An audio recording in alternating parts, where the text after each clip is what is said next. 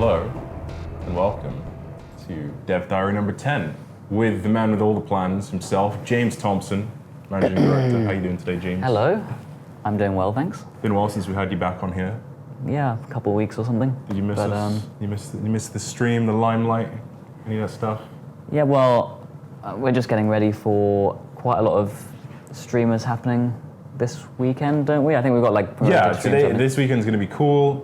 We have a whole bunch of people that are apparently going to be hopping in Deceit with you. Some of them you may well know from Twitch and so on. They all decided they wanted to play some Deceit. We helped get them all together. They're going to be playing this weekend. So if you hop in on the queue, you will potentially get in some of their games. So go and say hi. Be nice. Yeah. Because you're definitely super capable of that. Our main focus right now is, that I think we've seen a lot.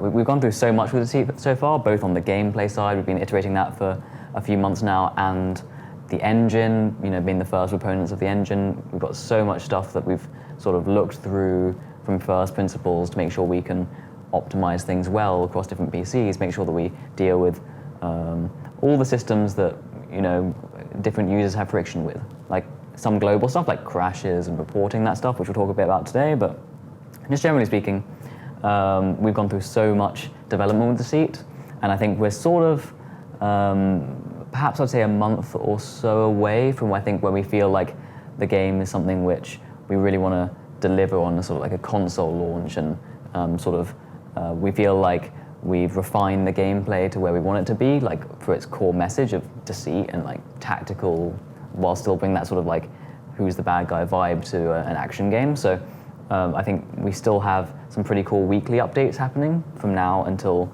a month or so's time.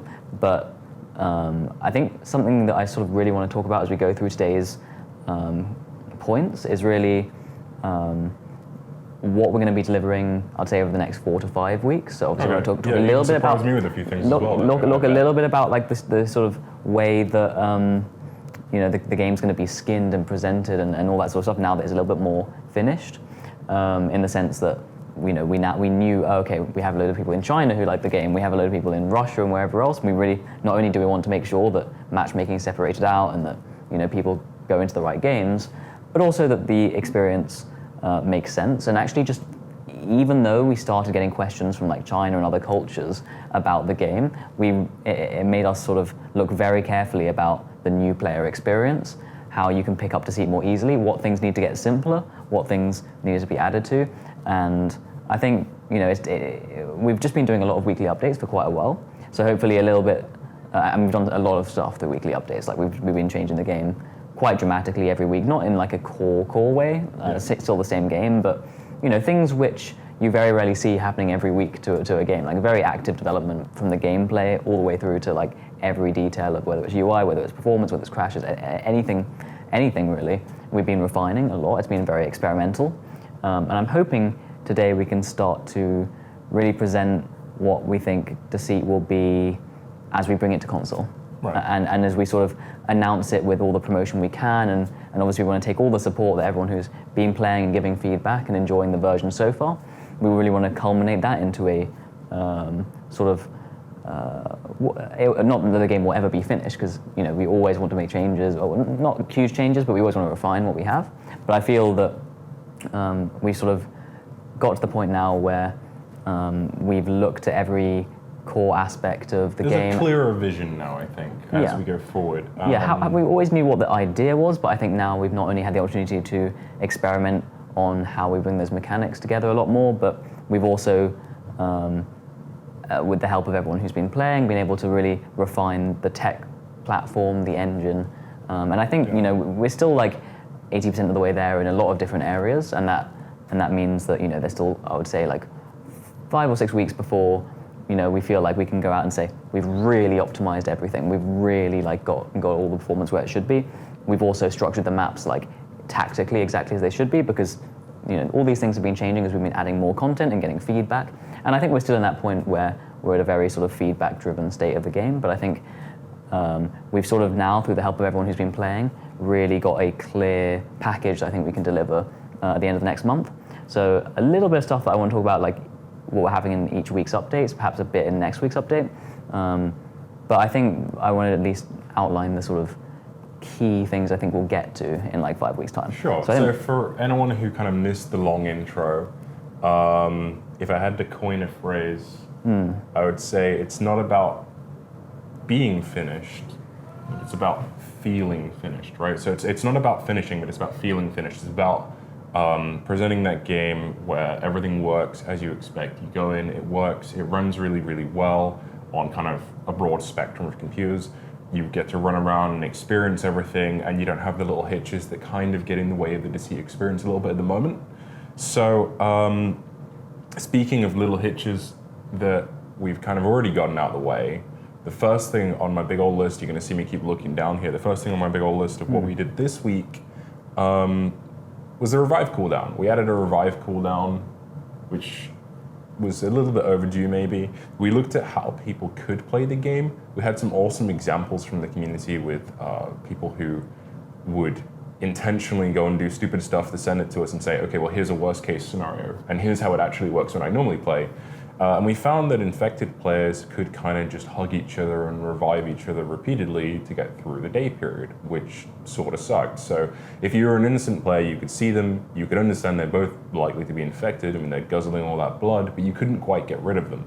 So to counter that, we actually added a short cooldown on reviving on the down state to getting up state stuff, just to make it so that you can't do that anymore. So that's kind of the first niggling little thing that is now gone, which feels pretty good. yeah. Right? Yeah, so that's like a solid, just, these are one of the, I think, sort of combat style, like mechanical improvements. I think there are a few more flow ones, but I think the biggest actual sort of mechanical improvement to the gameplay this week, or one of the biggest we've actually done since release, I would say, is this new inventory system. Yeah. The new inventory system, as you've probably seen, it's what we've wanted the whole time. We have an inventory system now, basically. You may as well call it new as in new that we finally have one, almost. Because it's kind of what you expect when you play a modern FPS. You expect to be able to just kind of grab whatever item it is and throw it out and use it quite quickly. There's still possibly some refinement to go into that, but it is definitely a huge, huge step in the kind of the direction we wanted to take the inventory system.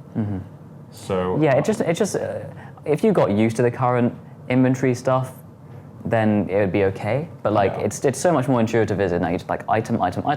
It's what we wanted. We needed to make sure that we had the animations as you like carried everything and all this stuff. But now that's in place. I think that's a really important update for us. We still want to make certain things clearer visually on the UI, and we're doing a huge UI rework next month to make everything look really super polished.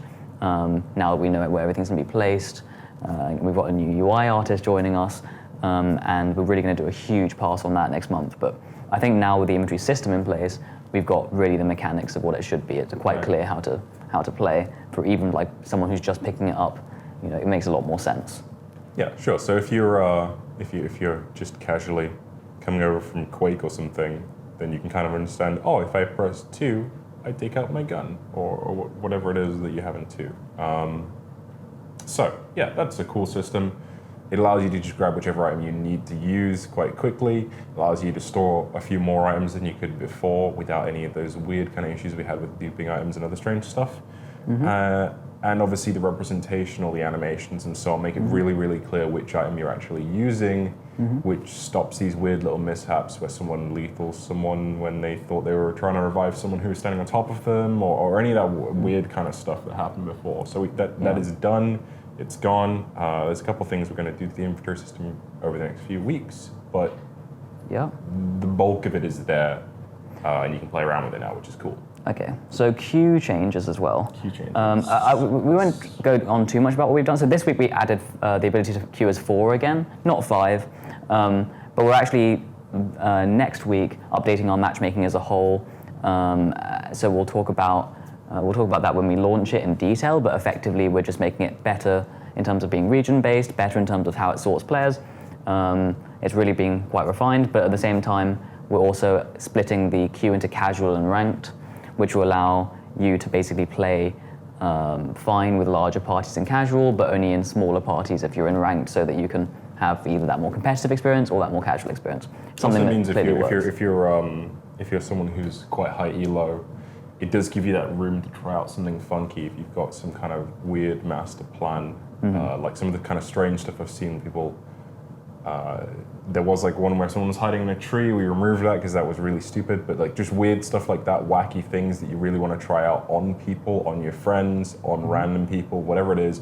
There'll be a queue where you can go and do that without really risking your precious elo.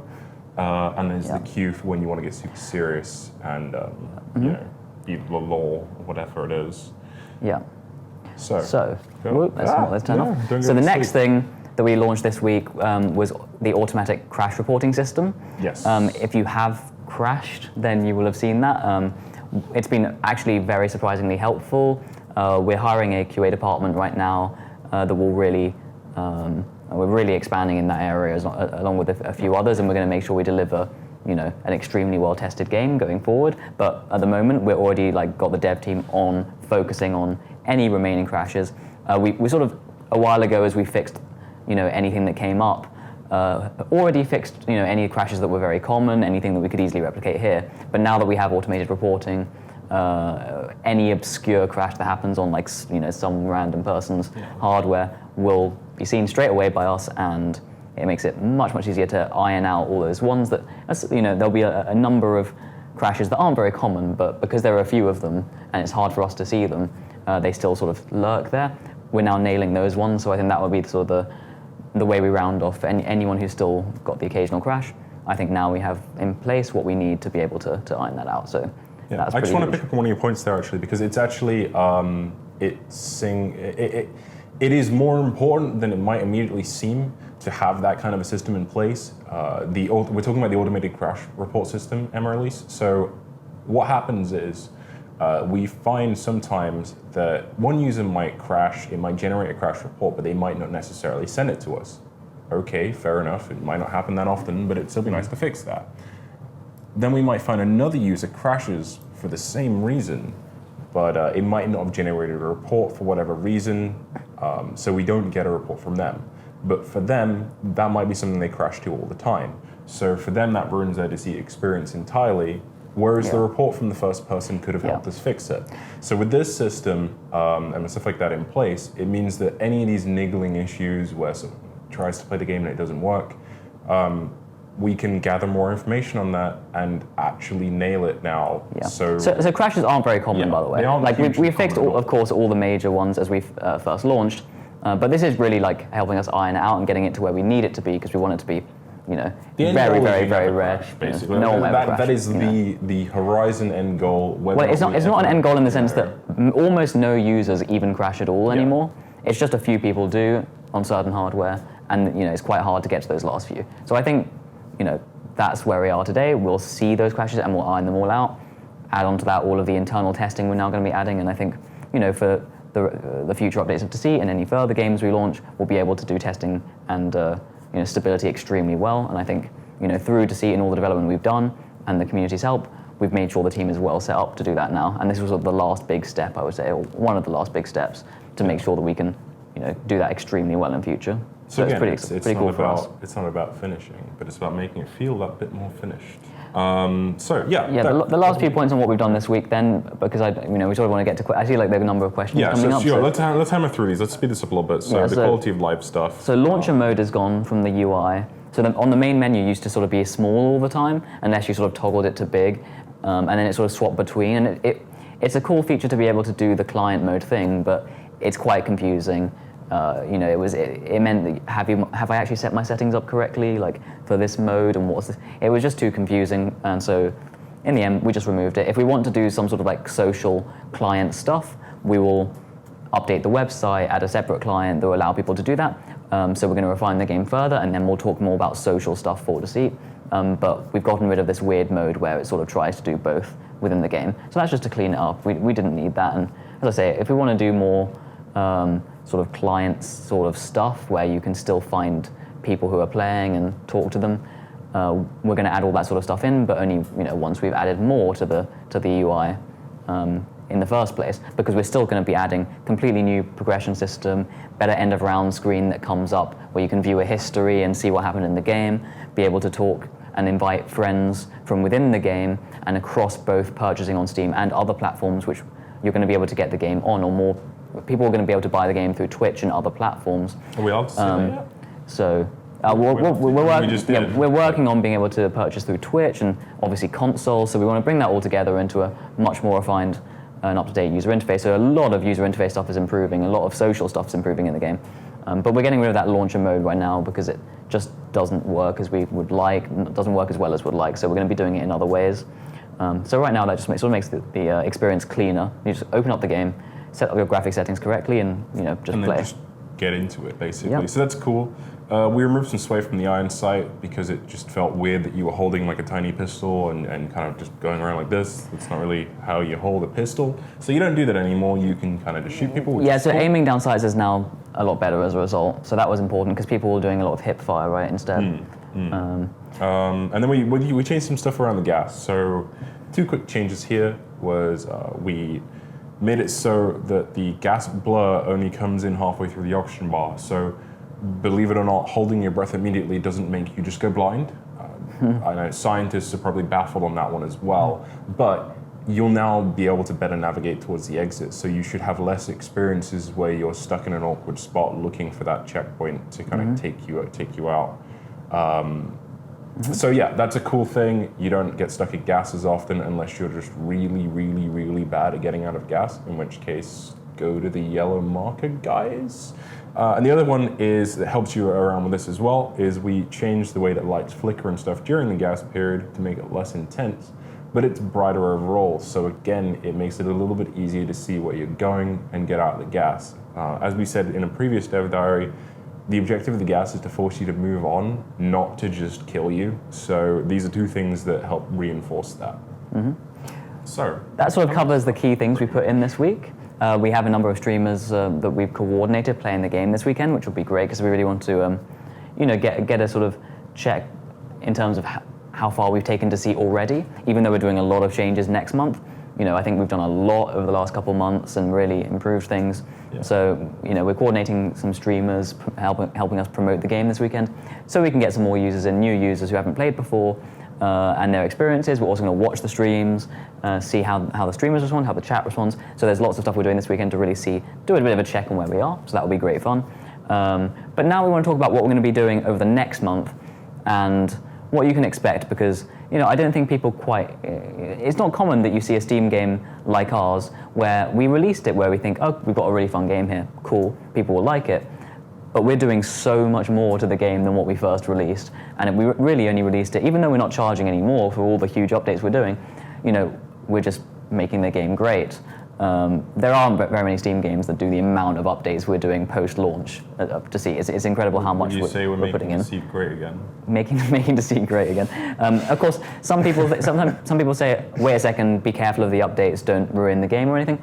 There have been a few updates. I saw like Fuses talked about earlier in the chat that are a little bit more like gameplay controversial, but I just want to say that we're focusing on making the game simpler in some ways as well. Like we're not just trying to add this isn't, it's too complicated now, it doesn't make sense.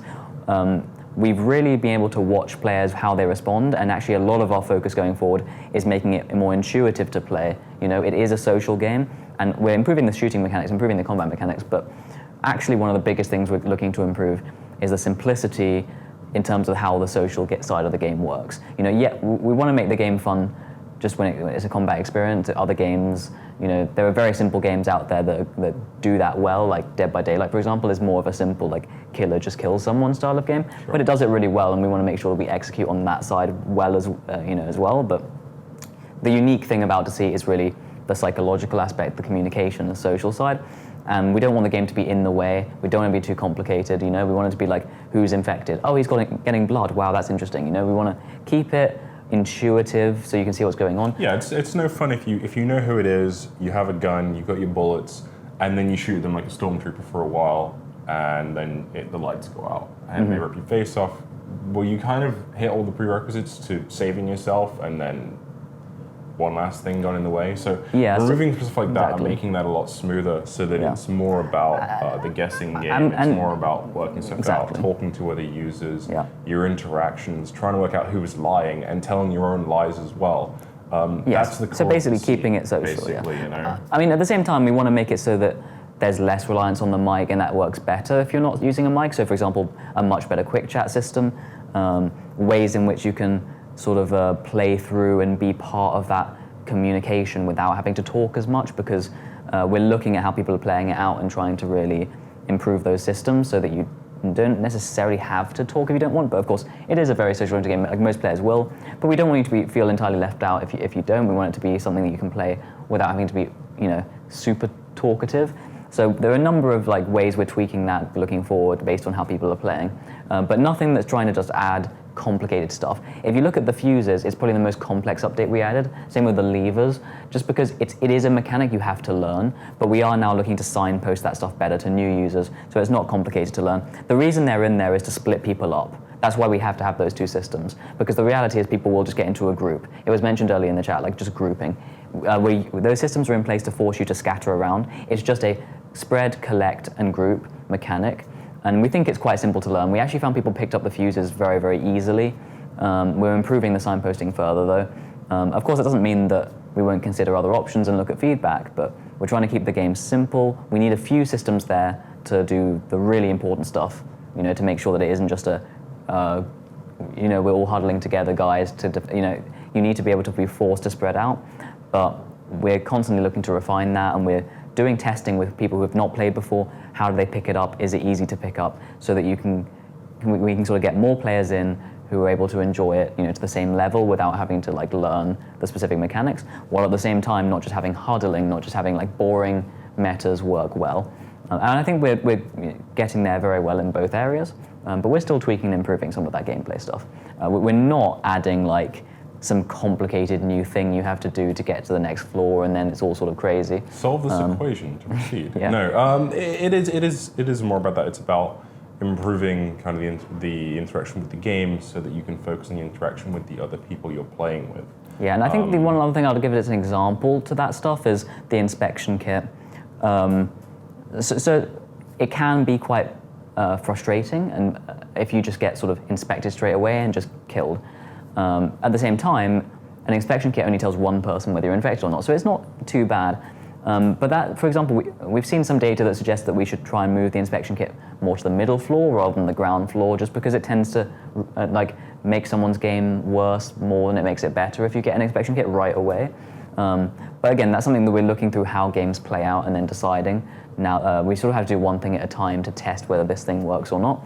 But we're really refining the game, and we've done a lot of work which you can only do by having a released game.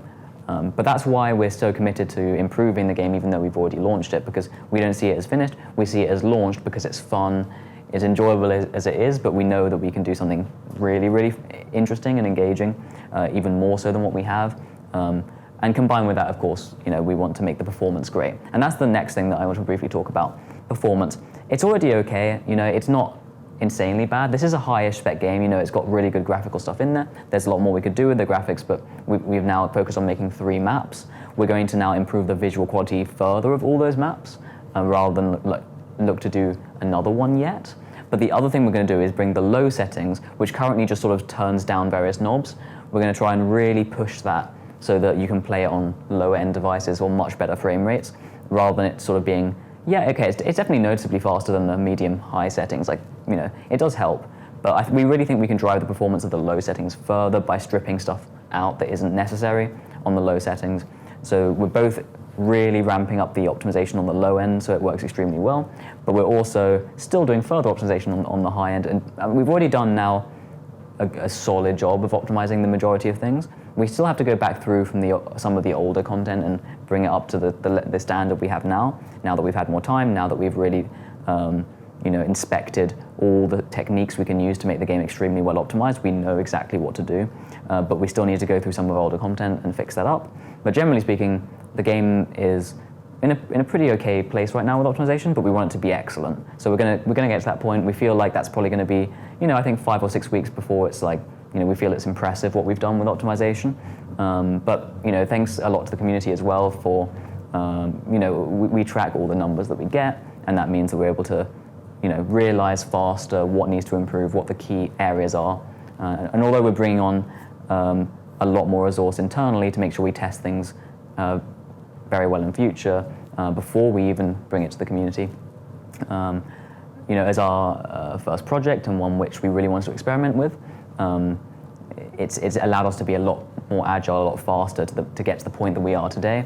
thanks to all the reports that we've got. I think sometimes it's like impossibly difficult anyway to really test things until you kind of get them out the gates. Yeah, some things you just can't test, of course. Some things only really break when you put however many people on them, like that opening weekend where the party server worked when we tested it with a bunch of people, but then as soon as we put everybody on it, when it finally released on Steam, it didn't. We had to fix that. We learned something cool. We want to do that again. There's a lot of stuff like that. And anything, to some extent, like anything will be fixable as we go forward and expand the team because we can just put lots of time into it. Sure. But obviously, starting off and trying to get the game, such an interesting, unique idea out. We didn't want to take an extreme amount of time testing things. So we were able to fix in a day or so because we had the help of the community. It would have taken us a week to be super careful about everything if we wanted to make sure that exactly on this day it will work. But that's where we're moving now. So as we move towards the next couple of months, we want to position it so that we can launch on console and just go, from day one, it's going to work, it's going to be great. But that takes a lot of time and a lot of experimentation. And I think, as we've seen with our updates every week, not only have they improved across the board, lots of aspects of the game, but we've got more and more sort of testing and core stuff out the way.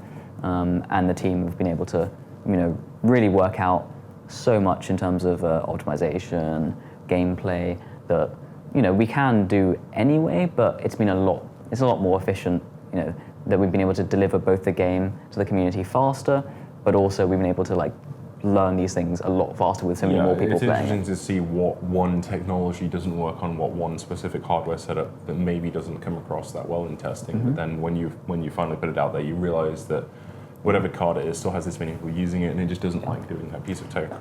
So our new thing that we're going to be adding at some point is essentially a lower than low setting. We're going to tweak the settings throughout so that low is low will be than it currently is. It will disable some more stuff so that you can get. And high will be faster than it is because we're just doing some other stuff. We're improving it still in a number of ways. But as I say, I feel like we'll have done a full job of that in the next 5 weeks. So we have a bit of promotion coming this weekend through Twitch, which will be great. But I feel like that's the time when we almost do like a big launch celebration of all the stuff we've done and try and tie that down with launching on some other platforms, see how far we can get to that. But we'll announce those dates as we get to them. But in the meantime, we're going to continue with our weekly updates.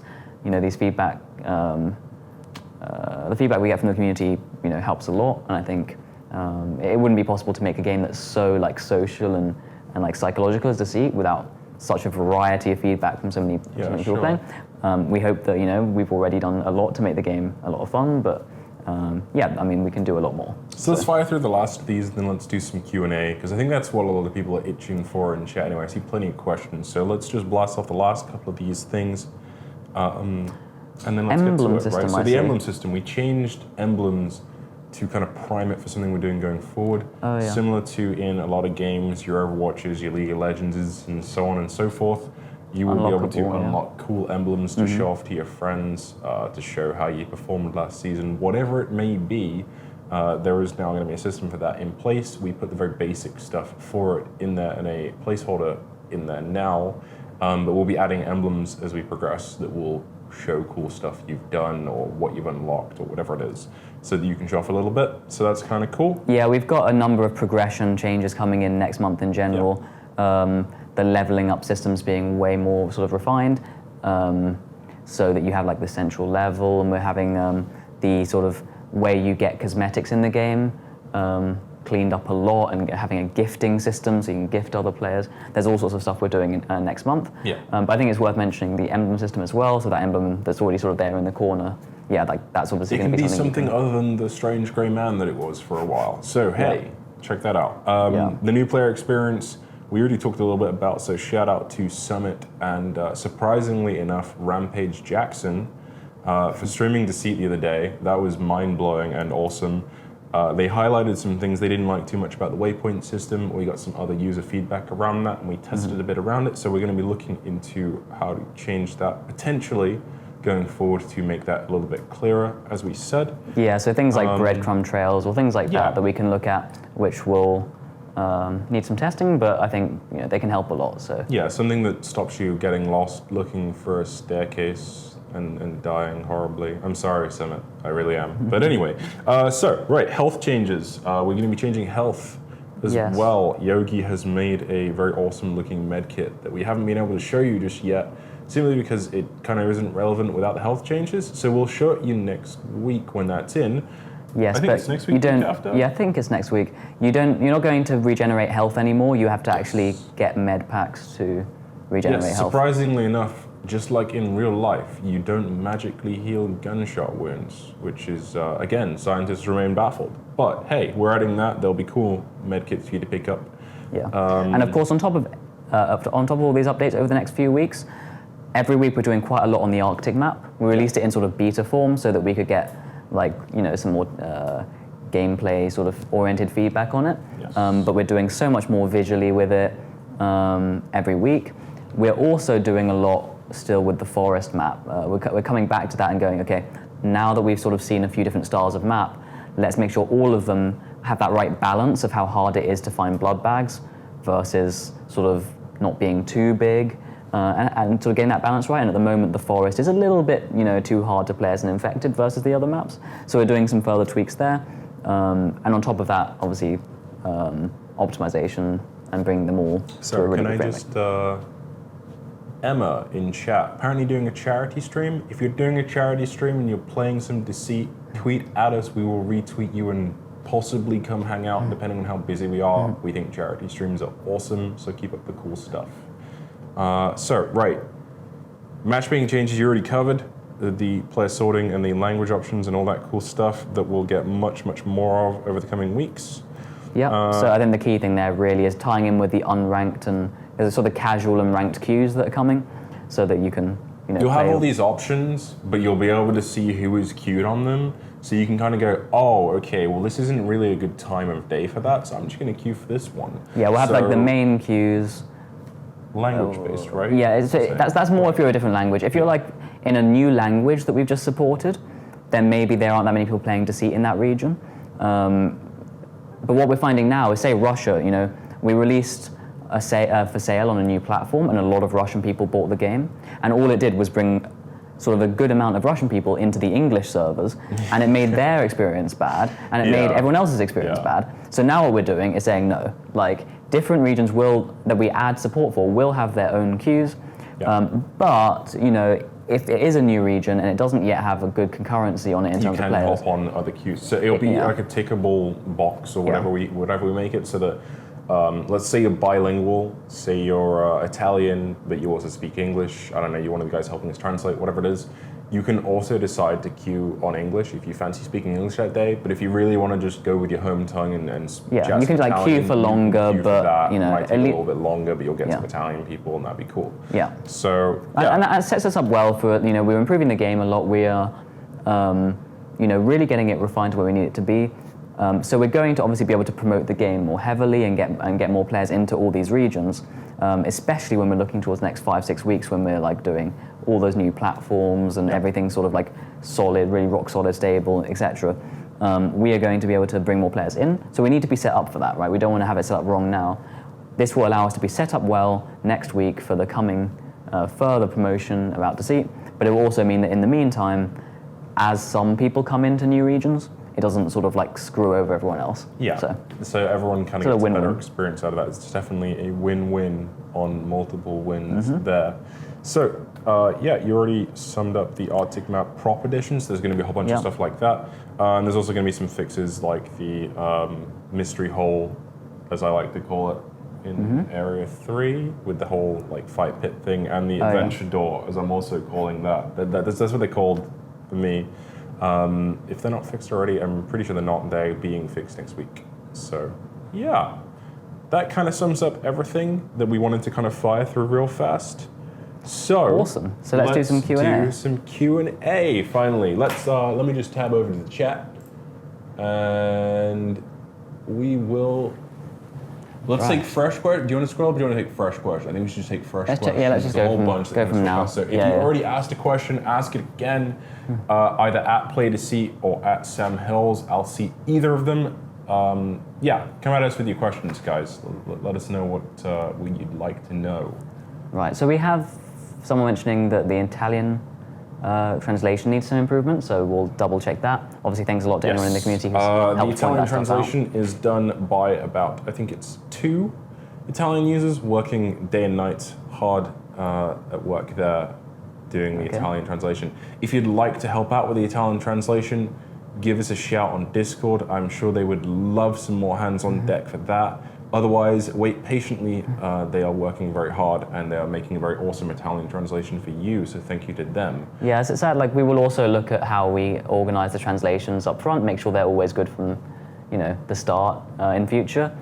I think what happened is the first time we did translation, we got various people involved, external people. We didn't have a lot of time, like we were doing so much with the games, and I think that, we've got that experience now, we'll make sure we do it well next time, but thanks a lot to the community who's just stepped in some of our translations to just sort of they fix have been awesome and wrong. very fun to work with, actually. There's been lots of little jokes between us and the translators in the translator-only chats. They've been good dudes, so thank you for that. Awesome. So someone's asking about fuses. Soxo, as I'm going to call him here. Can we make fuses mandatory on all levels to stop groups from standing in a circle? If you're a terror and try to leave, they shoot you on sight. Yeah, so that's why the fuses are there, of course, to stop the terrors, to stop people grouping. Yes. But he says that they are still not. I mean, they are mandatory, but you have one less fuse each level, right? Yeah. So he's saying we make them mandatory on all levels to stop groups from standing in a circle if you're a terror. So. I think he means like if it's too easy, I guess. If people group up and they just sit there, they can just kind of sit there and decide that nobody leaves. Yeah. So at the moment, obviously, you have to get 3 on the ground floor. Yeah. So you really do have to spread out. He says mandatory.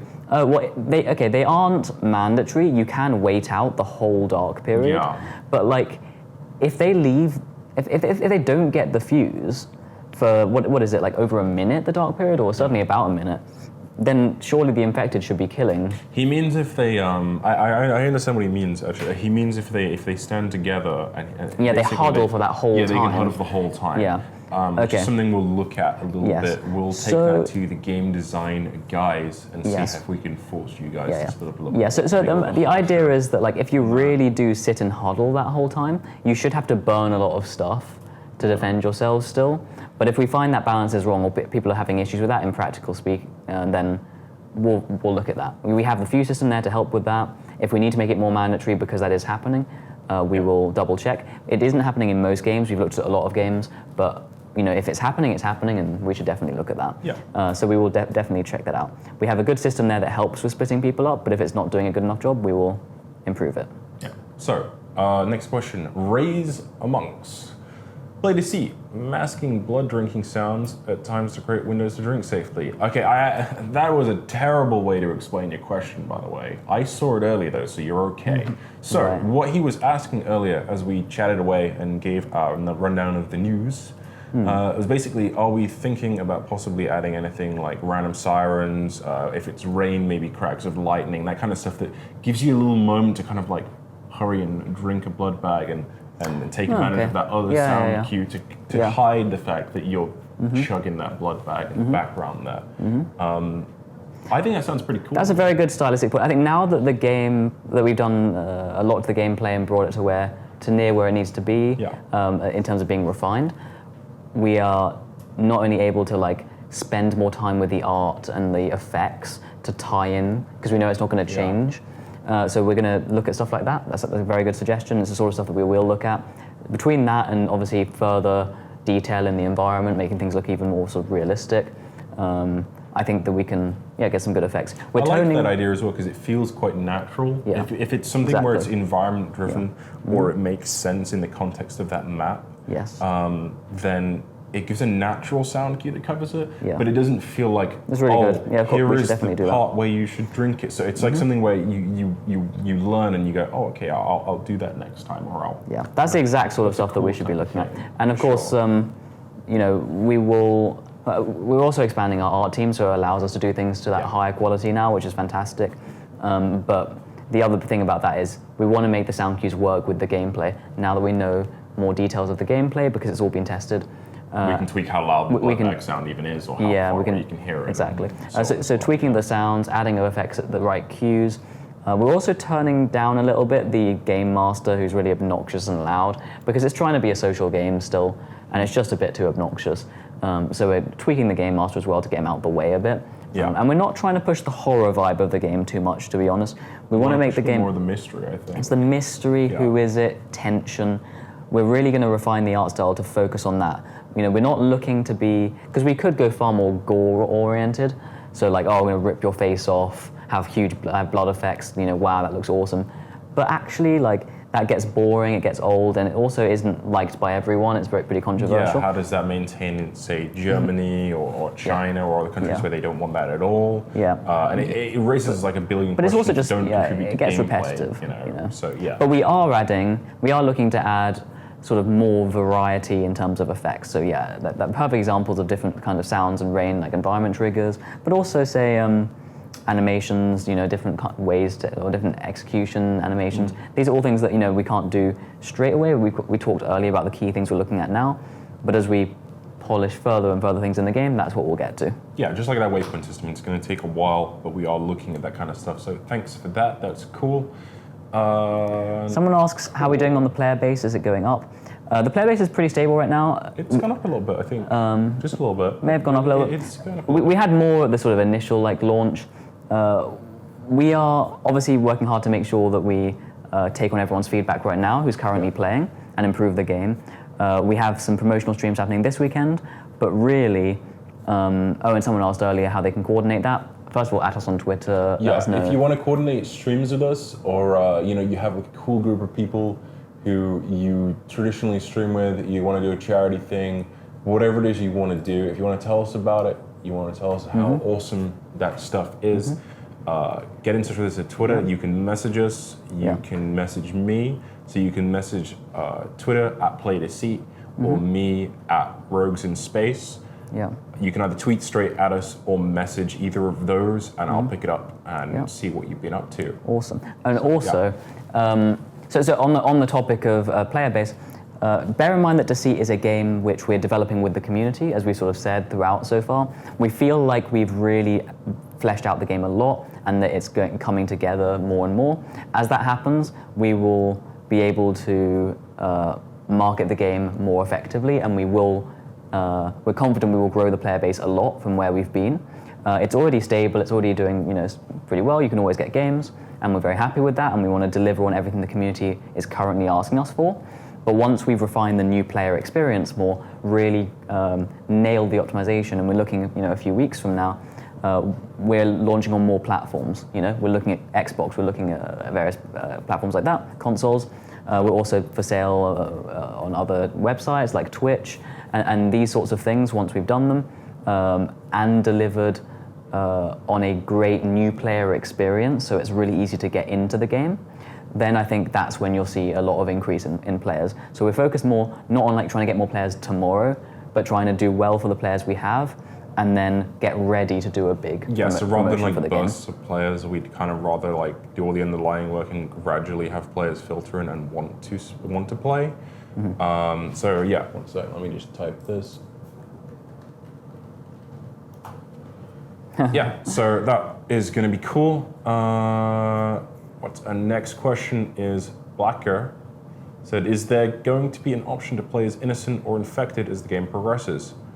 Potentially. We're not immediately looking into that. I don't think it's a priority. I wouldn't rule that out, but it's possible. Yeah, we might do a preferred queue or an option there. Perhaps in a few months' time, because we're going to look at obviously a lot of promotional stuff, and we first want to see how the new queues affect it, because we'll have casual and stuff. We want to make sure that we have good matchmaking times, even in the less popular queue, if you see what I mean. But once we've checked all of that, I think that will come back as a discussion we'll have. Right now, not immediately. Someone says hi from Russia. Just want to say again that we're adding a separate Russia, the ability to queue only within Russian next week, which will be, I think, really want to test how very helpful Russian for the Russian players. So forget Russian players. Because we had some Russian players join us recently, like a good number of people from Russia getting interested in the game, but they found they had to play in the English servers. Some of them were okay with that, some not. So we're really looking to refine the experience for Russia, and that will allow us to give you better servers inside of Russia potentially as well. So we're excited for that, and we'll be definitely looking at that stuff next week. Yeah, we worked pretty hard on the Russian translation with some community members as well, so let us know how that's going. None of us actually speak Russian, so it's really cool to have some feedback on that. And if you'd like to be involved in any of that, do give us a shout on Discord, at me, or just at the dev team in general, and I'll pick it up and see if we can get you involved in that, because that'd be cool. So, Fluo wants to know, in future, will there be dedicated support for regions? Yeah, that's coming next week. Yeah, there's going to be, Yeah. I think he means maybe not just the queue thing, but like support staff? Support maybe? staff. We are setting that up in China. Yeah. So we're going to have a specific help in China about community, because otherwise, of course, we're in the UK. We're mostly English basically. We're looking at the larger regions that do not speak English on average. Yes. So if Russia, for example, continues to progress, I wouldn't be surprised if we looked to get some Russian support there. But at the moment, most of our player base, on average, also speak English. So a lot of that support obviously comes through here, but in the case of China, for example, they don't, so they're getting their own support staff soon. Yeah. So yes, we are looking to follow that up as the regions themselves kind of progress. But I mean, we need to make sure that we promote the game to a certain level in each region so that it's justifiable for us to obviously have support, dedicated support there. But we're trying our best, and as we grow, of course, we will make sure we get all of these things. Cool. How does the game decide who's... Oh, right. Punish Sands wants to know, how does it decide who is infected or innocent? I've got an innocent around 16 times in a row, so I'm very curious. It's just random. When that next happens, just like buy like a lottery ticket and just... No, it is entirely random. We are going to double check that it is entirely random, but it is entirely random. So, yeah, that kind of is your answer there. Yeah, pick a card out of the deck to become... You of course, you have a 1 in 3 chance of being infected, so you are obviously more likely to be innocent. That's obviously just because there are more innocent players in the game than infected. 33% of the time, you're infected every time. As they say. Right? Okay. Sure someone says that. Maybe. So Soxo said, I like to use the scroll wheel when switching through the inventory, but now when you use it, you have to wait until the item's out, maybe a second's time. It'd be nice to be able to freely scroll through everything like how CSGO has. Yeah, we can look at that at some point. Like a kind of animation cut where it just scrolls through. That's a really good point. That makes total sense. The fact that you have, again... That's a little quality of life thing, actually. Yeah, I think that might have been an oversight. But I think that should work that way, so we'll look at that. Yeah. Can you please remove the magical cup switch? And there is still one thing that he does in the loot booth game, which we think is cruise game. Is a little bit of a cheat, and that can make it confusing occasionally, and you'll get the wrong one just because it looks wrong. We will fix that for sure. We are.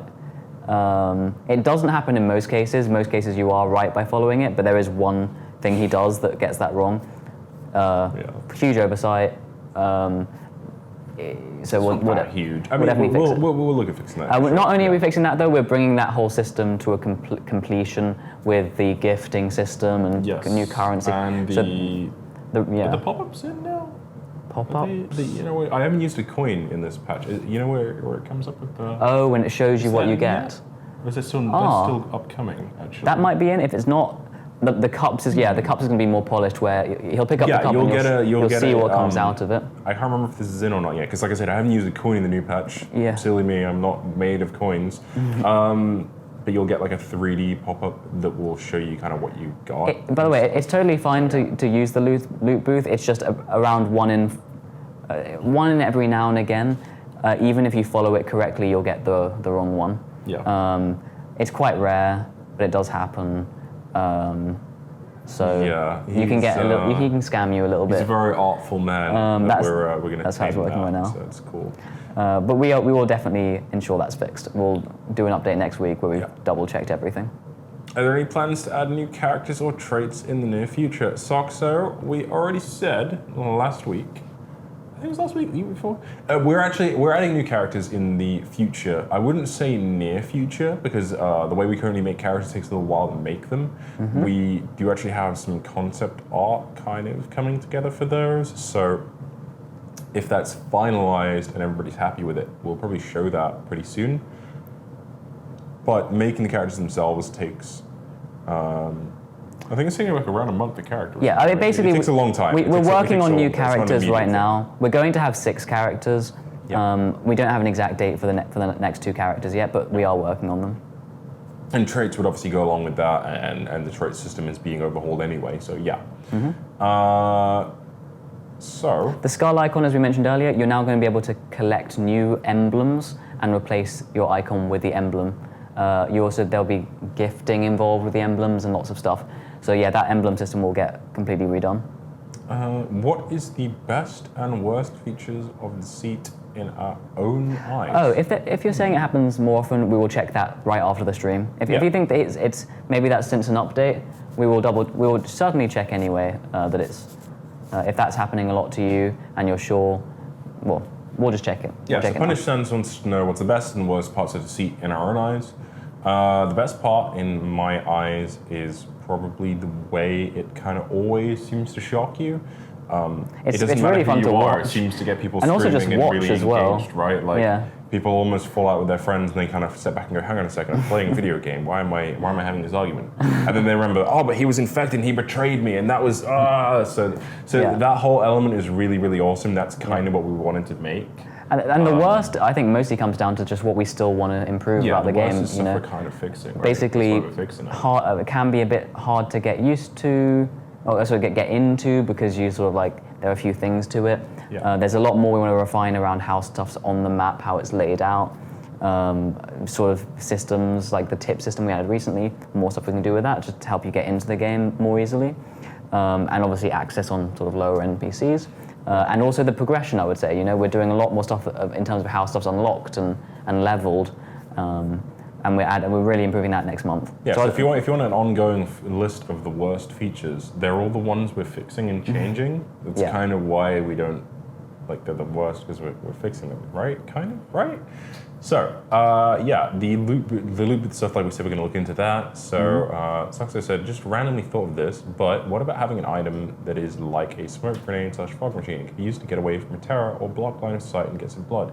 Work from both sides and would create a lot of interesting gameplay. I'm really interested in that idea of having more items to split people up and grenades and things like that. We want to ensure that we keep the game simple, but I think we can do more with items. I think we can give you. You spend a decent amount of time getting objectives right now in the day, and we don't really reward you a lot. You can get stuff like I got a tracker, but I spent like 30 seconds, I went over there and got it for 10. I think we can maybe, give you more, just have a lot more you can sort of collect in that same period of time, and then have like that good variety of stuff you want to throw. But we also don't want to make it so that each item is like quite unique and OP, so that way like you have to learn all the items really thoroughly before you can actually this play. Is the part where I really want this. Yeah. It wants to be quite, or we want it to be quite defined, but at the same time not be like a case of, oh, I didn't get this, therefore I lose, or I didn't get this, therefore my experience sucks, or whatever it is. So I won't say for sure. I think we're likely to add grenades. Sounds great, and I think it adds a lot. But we don't want to make them super strong, just because we don't want it so that some guy who knows about the grenade and someone who doesn't know about the grenade, like suddenly it's just impossible for that guy to play. Like we want to make sure that it's something that adds variety. We want to make it useful. All these items should be very useful, but we want them to almost be interchangeable. Like, oh, I've got a camera, I'm going to flash. Oh, this, and it's almost like a bit of a toss-up as to what happens in the dark. There'll be little bits of different and kind of personality to them, but it's not going to be like a million items, and it's not going to be like loads of really OP items. Someone said something about an assault rifle earlier. I don't think that really works with the way that Deceit works, so we're probably not going to add something like that, I don't think. But yeah, we kind of look at the items as we kind of discuss them and discuss what we could potentially add that would improve the gameplay. So stay tuned for some more item updates potentially. So someone mentions he's reported someone. We do ban people. I think Sam bans people quite a lot. I ban people, yeah. I think it's an ongoing. It's almost a meme at this point. Some people say I never ban anyone. Some people say I ban far too many people. In actuality, I think I have banned. I think it's like 15 people total, something like that. It's not that many. Again, what happens is I look into those reports as I kind of work through them. There is a reasonably long list, as you would expect in any kind of versus game where things get quite heated, but it's important for us to understand why that report happened. So if it is someone just trolling, and they literally do just troll every time, when I get to them, they usually get banned. So if it's an offense like racism or something very bad, They'll just get banned. They'll get banned. Yeah, but if it's like, if someone trolled you, we won't necessarily ban them the first time they do it. It's a bit too harsh. But we will look at your report, we will take it seriously, we will note it down, and if they continue to do that, then they'll get banned. Yeah, if that becomes a pattern of behavior for them, where they continue to do that, then yeah, they won't be playing it. So how effective is a reporting feature for vocal harassment as a female player? I tend to hear a lot of the C word and stuff like that. I have the pleasure or the displeasure, depending on how you want to look at it, of listening to stuff like that. So I listen to audio recordings and stuff from the games, that kind of thing. So when you report someone who's called you that, when it comes to me reviewing that report, I will literally hear them saying it.